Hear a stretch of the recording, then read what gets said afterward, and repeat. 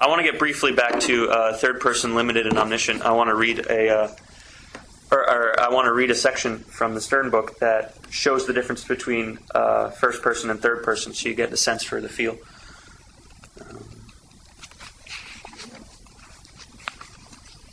First, the first person. I just jammed clothes into the suitcase without looking. It was crazy. I was cramming in shirts I never wore and fistfuls of ties and dress handkerchiefs. I hated Jack. I hated Sis. I wanted to get out of that house as soon as possible. Scooper jammed his clothes in the suitcase without looking. He felt crazy. He crammed in shirts he never wore and fistfuls of ties and dress handkerchiefs. He hated Jack. He hated Sis. He wanted to get out of the house as soon as possible. Can you feel the difference there? Yeah. Mm-hmm. Yeah. What do you experience? How would you express it? Doing this, you can visualize him doing it because he's talking about what he's doing. Mm-hmm. And when the other person talks about what he did, Mm-hmm. it's like, but how would you know how he felt? Right. You know, you get a feeling Yeah. with the one that's doing it. Yeah, it's like somebody else is reporting on that guy's feelings. He might, like the order statement, how does he know really what the guy's thinking? Yeah, yeah, Mm-hmm. Because we all have filters in our brains, so we think different than every other person. yeah. I'd like to know why he's leaving so fast. I'd like to know what caused. So which one did you relate to? I think the second one. The second one, the third person. Yeah. Well, that provides the example right there. You're interested in the story. You want to know why. You're interested in the feeling of the person, and you can definitely, the immediacy of the feeling is so much more present in the first one. Yeah. In the third one, it almost seems like we're catching something in the middle. We're catching in the middle of something, and it's not important. We're trying to get to a later part of the story.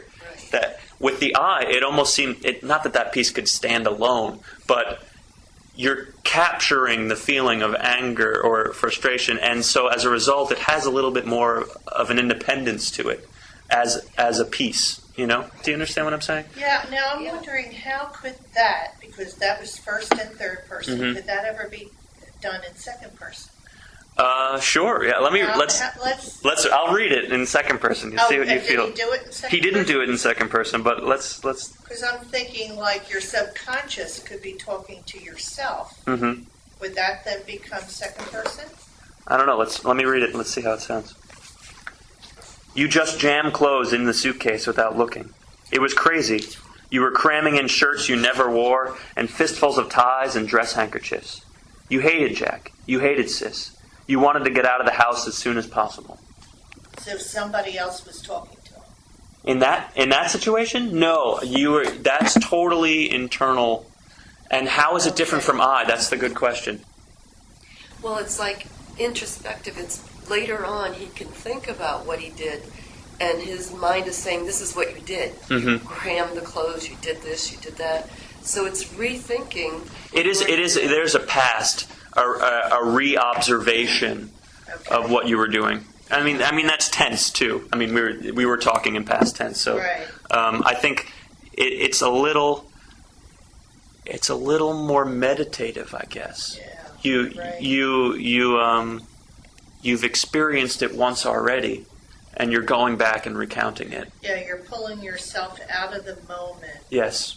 and looking at it from a different perspective, maybe. Yeah, but a second perspective. That's true. Probably That's saying true. to yourself, I'm why just did I trying do to that? get them in Yeah. my head how you would. There's a reason that it isn't used as much in first and third person, and it's very slippery. That's Yeah, right. it's- So Does he delve into second person a lot? he talks in the second person only for a couple of pages. Yeah. There was another example that it was interesting. If you think about I don't know how many people like the hard-boiled detective novel, like that, but they sometimes talk in second person. He uses an example The here. DeMille? Yeah, The like DeMille comic? yeah. You go down the street, you smell the city. You can't stand the stench, the lies, the reek of corruption, but you have to. It's your job. You're a cop. It's he describes it as another sort of second person is in fact a more egotistical form of the I, actually an intensification of the I, the detective story I. which is you. You know. It brings a little mysteriousness to it. Yeah. So, Yeah. so it does capture you because you're experiencing his thoughts in maybe a critical situation, Yeah. a fearful situation. Thank you so much. Yeah. So that's kind of nice too.